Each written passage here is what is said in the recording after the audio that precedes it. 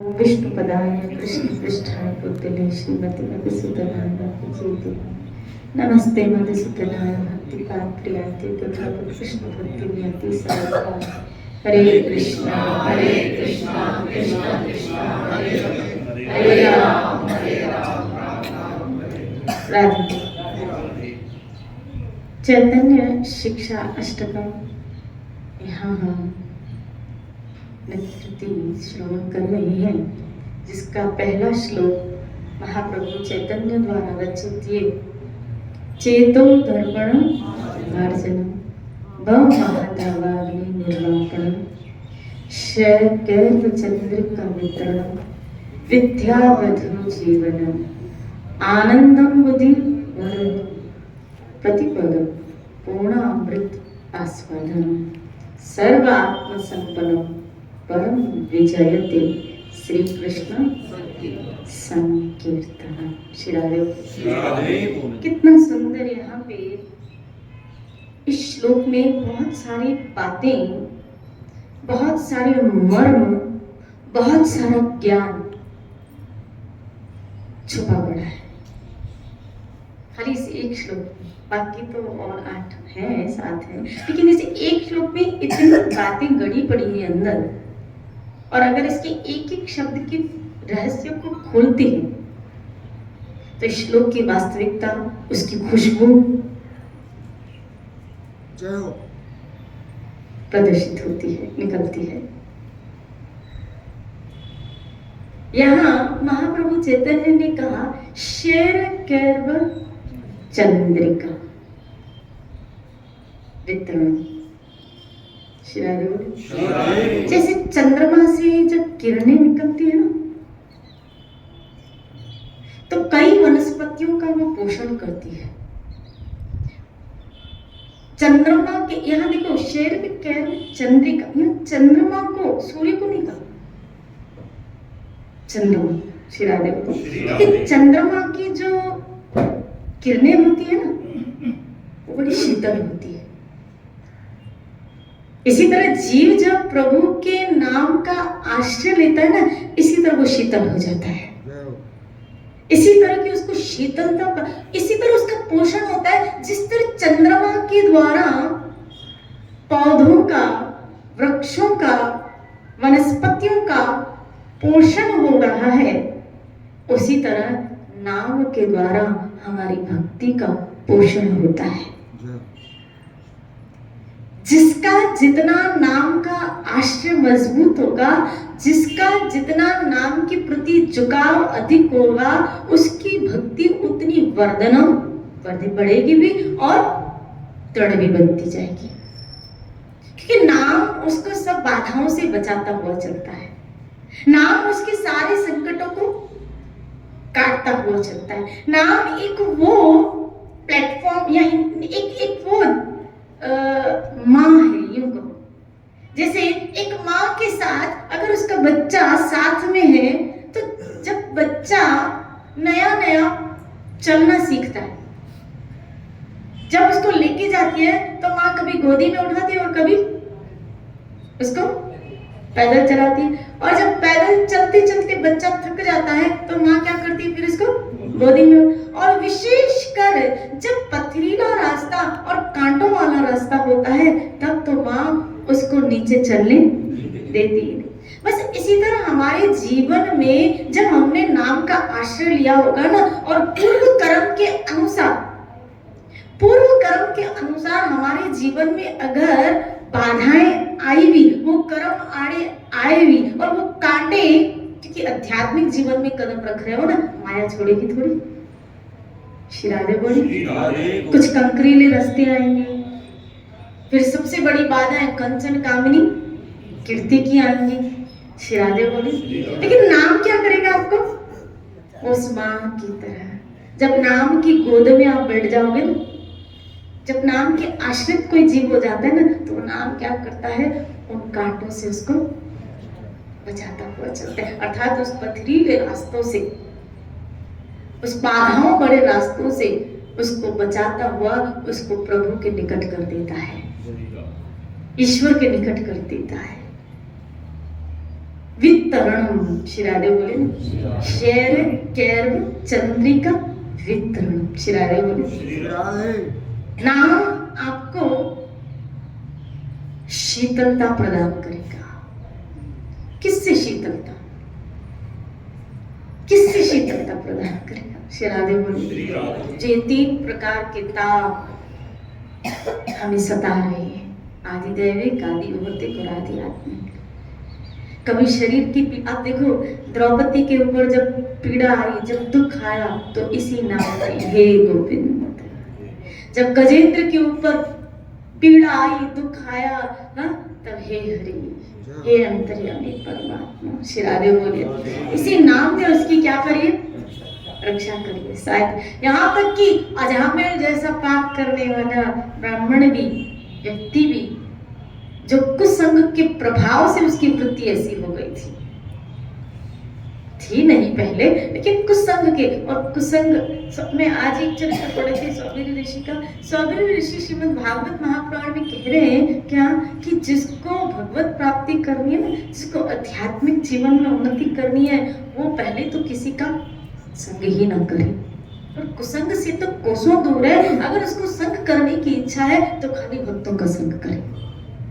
कुसंग से तो कोसों दूर रहे। सौबीर ऋषि करे ये मैं अपने जीवन के अनुभवों से बता रहा हूँ। और ये बात आप सौबीर ऋषि के चरित्र से जानते हैं कि एक कुसंग के दृश्य ने उनकी की कराई बहुत सारी तपस्या, बहुत सारी मेहनत उनकी क्या हो गई? श्री राधे बोली हालांकि आध्यात्मिक जीवन में आप कुछ भी करते हो विनाश नहीं है। भगवान इतने दयालु हैं कि आपको फिर उठा देंगे, फिर उठा देंगे। कोई कृपालु है, कभी अपने भक्त को, आश्रित को छोड़ते नहीं है। बस एक कुसंग यमुना जल में मछलियों को सम्भोग देखा और उसके मन में कामना जागृत हुई विवाह करने की। श्री राधे बोली और सौबीर ऋषि कह रहे हैं कि हम सोचते हैं, उनका कथन, हम सोचते हैं क्या भोगों को पूर्ति करने से तृप्ति होती है, कि मन किसी भोग की कामना करता है और उस भोग की जब हम पूर्ति करते हैं, ध्यान से सुनना इस बात को, कान खोल के सुनो ये बात। शायद हमारा मन भी यही सोचता है, मन मांग रहा है ना, ये मन मांगे, ये दिल मांगे। हमारा मन जिस भोग की कामना करता है, हमारा मन जिस भोग की याचना करता है और उसकी अगर पूर्ति कर देंगे तो मन क्या हो जाएगा? शांत हो जाएगा। और सौबीर ऋषि कह रहे हैं ऐसा नहीं होता। मैं अपने जीवन के अनुभव से बता रहा हूँ क्या कि जब उनको विवाह करने की इच्छा हुई और मानदाता ऋषि के पास जब ये याचना लेके सौबीर ऋषि जाते हैं कि मुझे अपनी पुत्री के साथ मेरा ब्याह, थोड़ा सौबीर ऋषि की बात सुन के मानदाता सोचने लगी कि इनके साथ कौन करेगा, क्योंकि उनकी उस वक्त आयु बहुत ज्यादा थी, कौन राजकुमारी करेगी। और जब उन्होंने कहा ऐसा कि स्वयंवर रखें, फिर जो बच्ची आपके साथ करना चाहे, ये समझ गए कि मेरी ये हालत देख कैसे कह रहे हैं। सोचा अपने योग बल से इतनी सुंदरता क्रिएट करूंगा कि देव अंगनाएं भी मेरी सुंदरता पे मुक्त हो जाए। हुआ क्या, उनकी जितनी पुत्रियां थी 50 जितनी पुत्रियां थी वो सब सौबीर ऋषि के मोहित हो गई और मानदाता ऋषि ने अपनी 50 लड़कियों का ब्याह उनके साथ कर दिया। और उनके साथ रमण करते करते उनको हजारों बरस बीत गए। कलयुग में तो 100 वर्ष की आयु, और उसमें भी भोग कितने बरस भोगोगे? 50-60 वर्ष तक, उसके बाद तो रिटायरमेंट है। श्री राधे बोले हजारों वर्ष तक उन्होंने भोग भोगा, भ्रमण किया, समझना। और हजारों वर्ष भोग भोगने के बाद, रमण करने के बाद उन्होंने तय किया, जो निर्णय लिखा, जो अनुभव किया, और वो अनुभव अगर हम उनसे सीख सकते हैं कि हम जो कुछ बरस यहाँ जीते हैं और उससे हम सीख ले, तो उन्होंने कह दिया हजारों बरस के भोगने के बाद भी क्या मन कभी भोगों से तृप्त नहीं होता भाई। मन भोग भोगने से तृप्त नहीं होगा, भोग को त्यागने से ही शांति मिलेगी। जब तक भोग को भोगते रहोगे, जब तक भोग को भोगते रहोगे, मन और वासना का क्रिएशन करता है, और भोगना चाहता है, और भोगना चाहता है, और भोगना चाहता है। श्री राधे बोलिए। भोग से कभी शांति या कभी उस मन राजी हो जाए, मन शांत हो जाए, मन तृप्त हो जाए, ऐसा नहीं है। अगर होता तो इनकी तो कितनी पत्नियां भी, बोलो, फिर हो जाना चाहिए था। क्योंकि उसका आनंद लेने के लिए ही तो उन्होंने गृहस्थ आश्रम में प्रवेश किया, लेकिन नहीं हुआ ना, क्योंकि उन्होंने इससे पहले तप का व्रत, कह रहे खुद ही, आप पढ़ी रहे उनका चरित्र कि मैंने इतने व्रतों का पालन किया, इतने नियमों का पालन किया, इतनी तपस्या की, इतना सदाचार का पालन किया, लेकिन एक भोग के सीन ने, दृश्य ने मेरी मति को दूषित कर दिया। आप कितने व्रतों का पालन करो, कितने नियमों का पालन करो, कितने संकल्प करो, कितने पूजा पाठ करो, कितने मंदिरों के चक्कर लगाओ, श्री राधे बोलिए, बोलो ना श्री राधे। बात हमारी बनने वाली नहीं है भोग से। आप ईमानदारी से बताना, ये जितने बैठे हैं, श्री राधे बोलिए, क्या धन कमाने की तृष्णा ने हमको शांत किया है? दुकान जाते हो, श्री राधे बोलिए, क्या धन कमाने की तृष्णा, हम सोचते ना, पहले सोचते थे कितना धन आ जाए, आ गया, लेकिन जितना आया, मैं तो एक छोटा वाली धन का उदाहरण दे, ये भोगों का विस्तार है। अगर एक एक पे विस्तृत व्याख्या की जाए तो शायद एक ग्रंथ बन जाए, क्योंकि हर इंद्री का भोग है, हर इंद्री का भोग है। इंद्री है तो विषय है, विषय है तो उसका भोग। श्री राधे बोली। तो क्या हमारी धन कमाने की तृष्णा शांत हुई?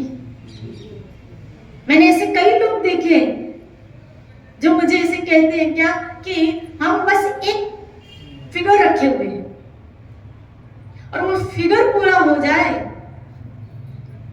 फिर हम सब कुछ छोड़ देंगे।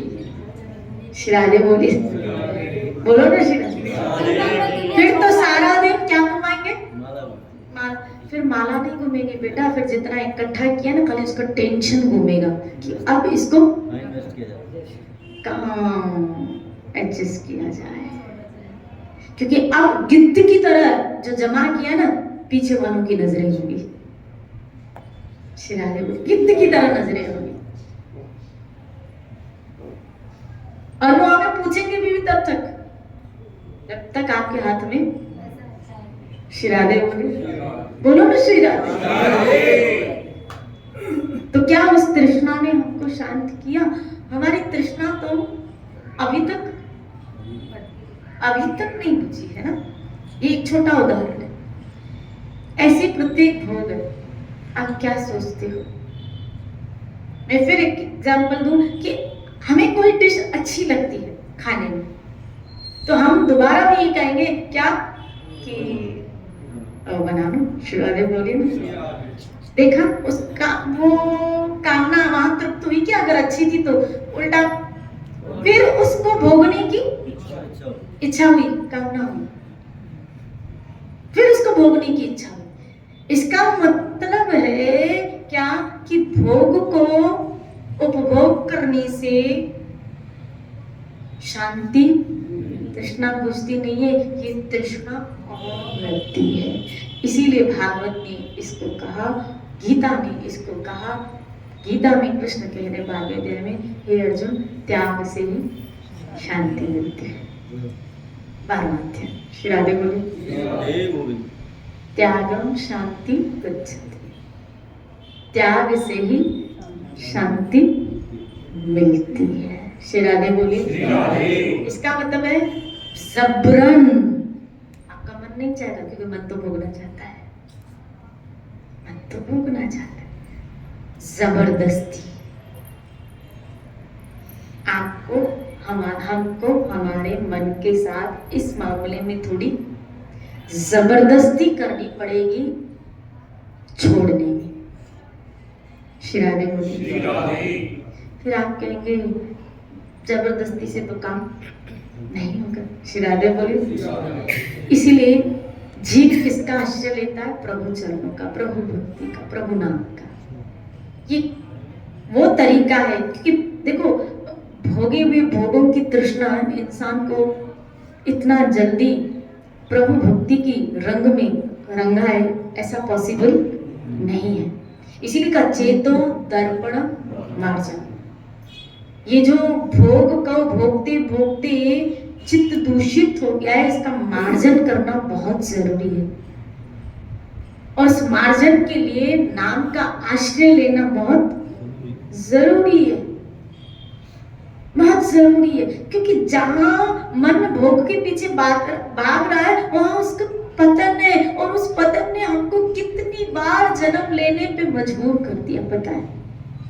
हमारा पतन होता क्या? कभी हम किसी जन्म में धन में अटके थे, किसी जन्म में व्यक्तियों में अटके थे, पिता में अटके, पति में अटके, पत्नी में अटके, भोगों में अटके, किसी जन्म में घर में अटके होंगे, किसी जन्म में पति में अटके होंगे, किसी जन्म में पत्नी, और जिसमें अटके होंगे, जिसमें आसक्ति रही होगी, जरूर उसी आसक्ति ने हमारी दुर्गति कराई।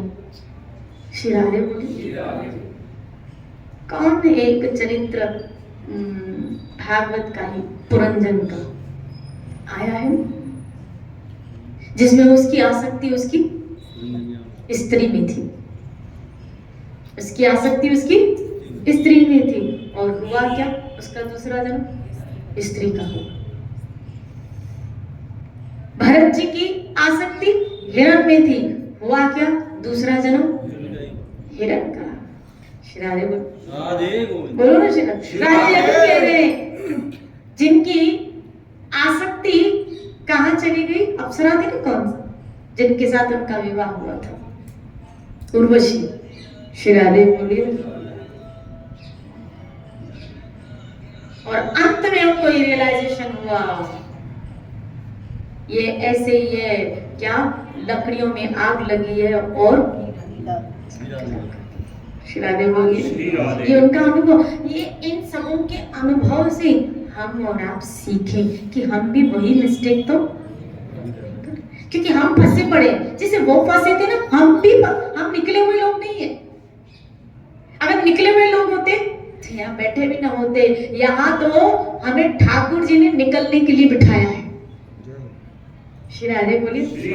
हमें यहाँ ठाकुर जी ने निकलने के लिए बिठाया कि ये पता चले कि हम कहाँ फंसे पड़े हैं, कहाँ फंसे पड़े हैं। और हमें ऐसा लगता है ना ना ना, मेरी किसी में आसक्ति नहीं ना, मैं तो छोड़ देता हूँ, जिसको जो करना है करे। श्री राधे बोलिए। मेरी किसी में ये तो समय बताएगा बेटा।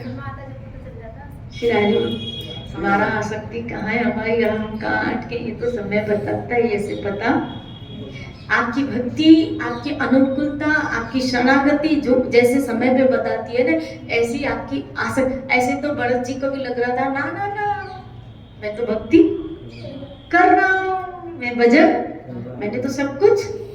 एक तो समय ने बताया कि हिरण में आसक्ति अटकी थी।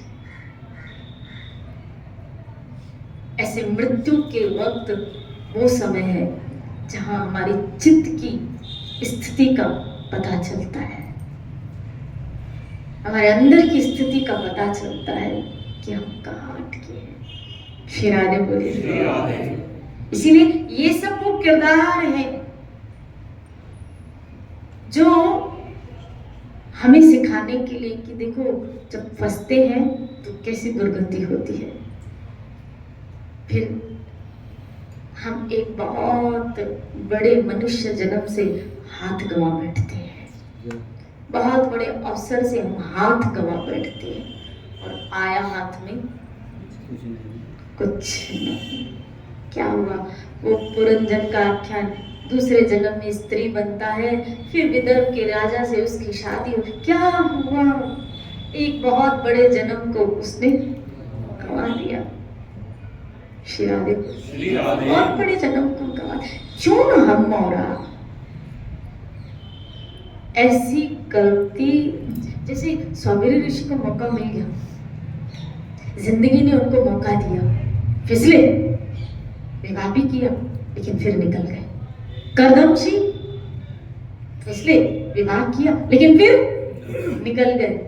हम और आप भी चलो फिसले गिरे लेकिन फिर निकल तो जाओ, फिर निकल तो जाओ। निकलने के लिए ठाकुर जी ने सत्संग भी तो दिए। फिसले गिरे हजारों बार, ठाकुर जी हमको कहते हैं हजारों बार गिरो, लेकिन कम से कम उठने के लिए भी तो फिर। श्री राधे बोलिए, हम गिरे हुए हैं भोगों में, लेकिन अब उठो ना, अब निकलो ना।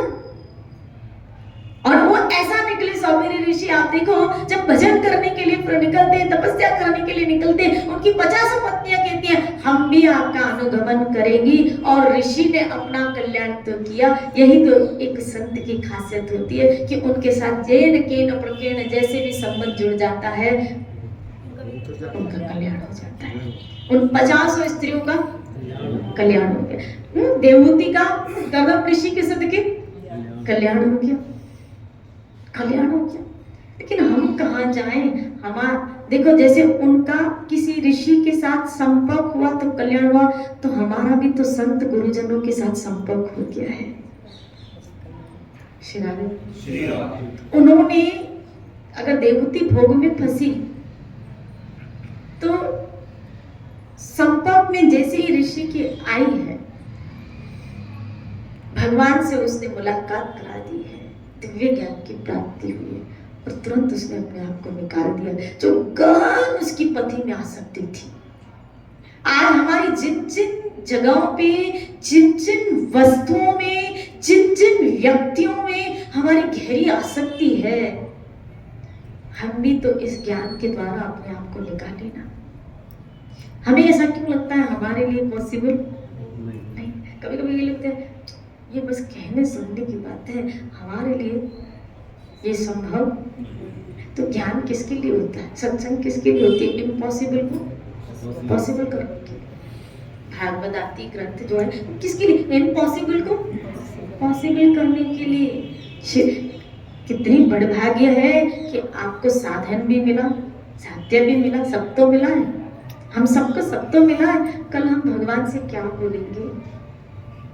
हमें नाम मिला। आप कहेंगे हम नाम जपते हैं पर विचार तो हमें वही आते हैं। इसीलिए गीता, कृष्ण जानते थे, अर्जुन इसीलिए प्रश्न कर, कृष्ण जानते थे ऐसा बार बार होगा, तभी कृष्ण ने कोई श्लोक कहना पड़ा, अभ्यास योगेन। अर्जुन, अभ्यास के द्वारा पॉसिबल है। अगर ऐसा ना होता तो कृष्ण ये श्लोक भी न बोलते। अर्जुन कह रहा है प्रभु इम्पॉसिबल है, ये वायु को वश में करना आसान है लेकिन मन को वश में करना। तो अर्जुन, कृष्ण ये कहते, हाँ अर्जुन तुम कह तो ठीक रहे, छोड़ो फिर मैं तुम्हें जैसा मन कर रहा है उसको कर, छोड़ो फिर। लेकिन कृष्ण ने ऐसा तो कुछ नहीं कहा ना। कृष्ण ने कहा हाँ मैं मानता हूं मुश्किल है लेकिन नामुमकिन नहीं है। अर्जुन, अभ्यास के द्वारा, तो अभ्यास कौन करेगा? योद्धा, जो अपने मन के साथ युद्ध कर रहा है, जो अपने मन के साथ लड़ रहा है। उसका मन मानने के लिए तैयार नहीं है, भोग छोड़ने के लिए तैयार, आसक्ति छोड़ने के लिए तैयार, लेकिन वो अपने मन को मार रहा है, युद्ध कर रहा है मन के साथ। कौन सा हथियार लेके? हरि नाम का। हरे कृष्ण कृष्ण कृष्ण हरे हरे, हरे राम राम राम। ये हथियार लेके वो अपने मन के साथ लड़ रहा है। और जिसने ये हथियार लेके युद्ध किया ना, कृष्ण नाम का हथियार लेके अपने मन के साथ, परम विजयते, श्लोक कह रहा है, श्री कृष्ण संकीर्तन परम विजय। उसको जरूर विजय मिलेगी। किस चीज में विजय मिलेगी? जो उसका युद्ध चल रहा है मन के साथ, उसमें उसको विजय मिलेगी, उसमें उसको जीत मिलेगी। श्री राधे बोले, घबराना मत, हारना मत, ना घबराना ना हारना, डटे रहना। किससे? नाम के साथ। हरि नाम के साथ डटे रहो, जीत जाओगे एक दिन, हम सब जीत जाएंगे। एक वक्त आएगा ये नाम का रंग हमको चढ़ जाएगा। और जब मैंने कल ही कहा था ना परसों की, नाम को अच्छी चीज पकड़ने की आदत है। जो उसको स्वाद आता है ना, उसको वो दोबारा वो भोगना चाहता है। बस इस नाम का भी इस मन को स्वाद लग जाएगा ना, वो बार बार उसको भोगना चाहेगा, बार बार उसका रटना चाहेगा। खाली उसको नाम में क्या है? रस आ जाए, बस स्वाद आ जाए। और वो रस स्वाद आए उसके लिए नाम में अटूट श्रद्धा और उसका रटन चालू। कि हाँ, एक ऐसे संतों ने कहा है ना, बस दिमाग में एक बात फिट कर लो कि संतों ने ऐसा कहा है ना, सत्य की बात पे विश्वास करो। महाप्रभु कह रहे ना, होगा होगा। महाप्रभु ने कहा क्या, मैं ऐसा कितना दुर्भाग्य हूं कि आपके प्रभु इतने मधुर मधुर नाम है और इस नाम में मेरी श्रद्धा नहीं है। श्री राधे बोले, इन्होंने कहा है ना नाम से ऐसा होगा। उन्होंने कहा ना चेतो दर्पण, चित्त का मार्जन होगा। अगर महाप्रभु ने कहा है नाम से चित्त का मार्जन होगा, तो फिर नाम को पकड़ो। पता है चित्त दूषित है, पता है चित्त दूषित है, उसको भाई जो जगह मैली है, अगर आप चाहते हो उसको साफ करना, मेन तो ये है कि आप चाहते हो जो जगह मैली है उसको साफ करना चाहते हो। और अगर हाँ, और वो साधन भी मिल जाए कि इस साधन से वो जगह साफ हो जाएगी, तो करोगे क्या? खाली उस साधन को यूज करो और उस जगह को साफ करो। वो साधन हरि नाम है और हरि नाम से चित्त रूपी दर्पण जो मैला है उसको क्या करो? साफ करो। श्री राधे बोल, सीधा सीधा इस नाम से इस चित्त को होगा, जरूर होगा। एक और इसका क्या प्रमाण है? Proof, symptoms. इसके क्या सिम्टम्स है कि चित्त साफ हुआ? उनका चर्चा करेंगे। श्री राधे बोल,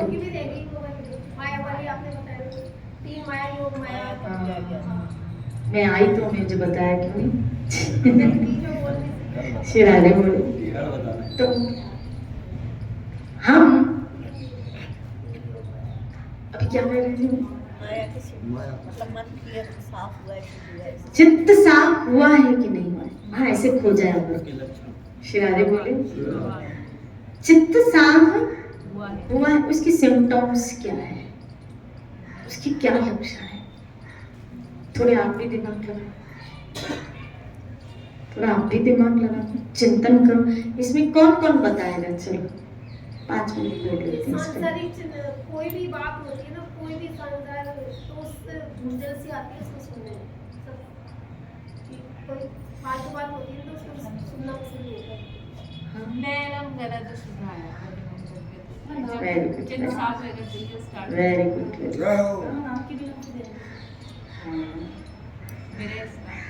मेरी पहचान निश्चित के बिना सारा अच्छा नहीं लगता है। इससे एकांत भी अच्छा लगता है। अपने से मुझे दादाजी ने चॉइस रखते, मतलब और सब चीज़ों को छोड़ के ऐसे बोला। अच्छा, राधे बोले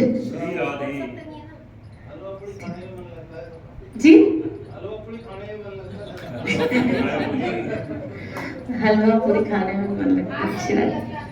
श्री राधे बोले, बोलो ना श्री राधे। हाँ, नाम कबीर जी इसका जवाब दे रहे हैं।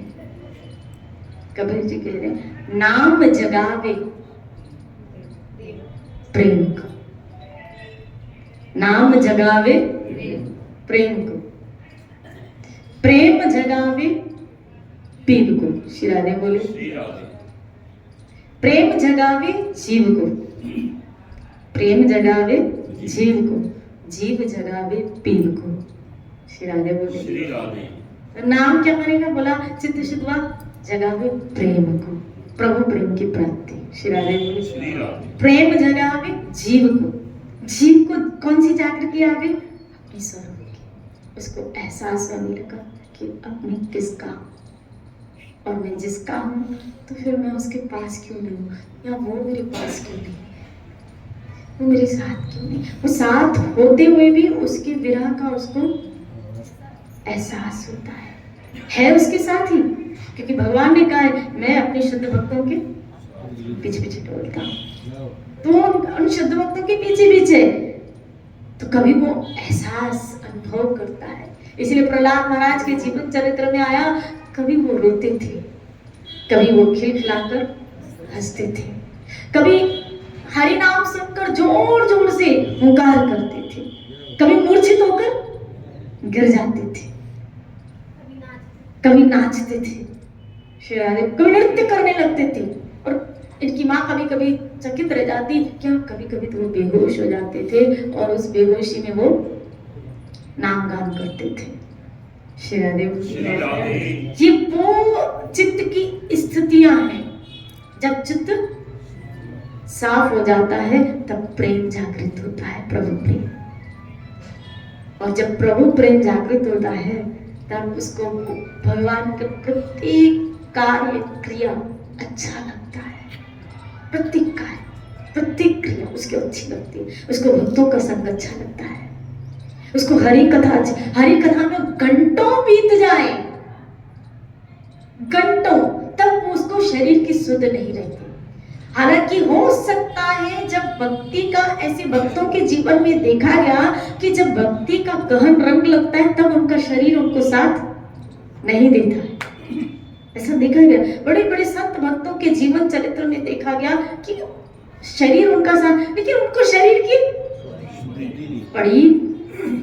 पड़ी नहीं है उनको, लेकिन उनका नाम नहीं छूटता, उनकी कथा नहीं छूटती, उनका जैसे अभी अगर हमें कोई रोग भगवान न करे लगे तो हमारी सत्संग हमारा भजन छूटता जाता है, यहाँ छूटता नहीं है। यानी इस शरीर की दुरावस्था का भी उसकी भक्ति, उसके भजन, उसके रंग, नाम के रंग में प्रभाव नहीं पड़ा।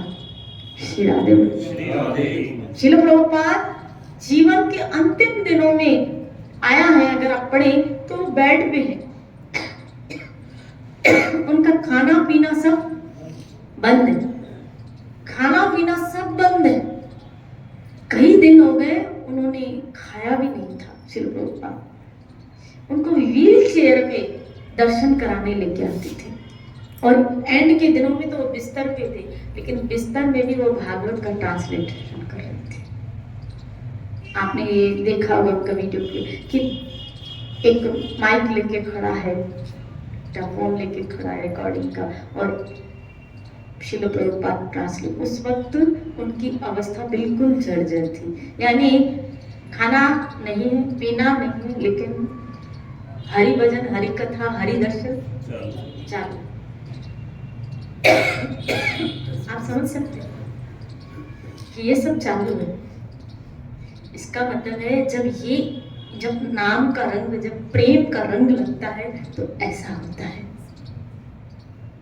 ऐसा होता है। जब शरीर की अवस्था से ये छूट जाए ना तो समझ लेना अभी प्रेम का रंग नहीं चढ़ा,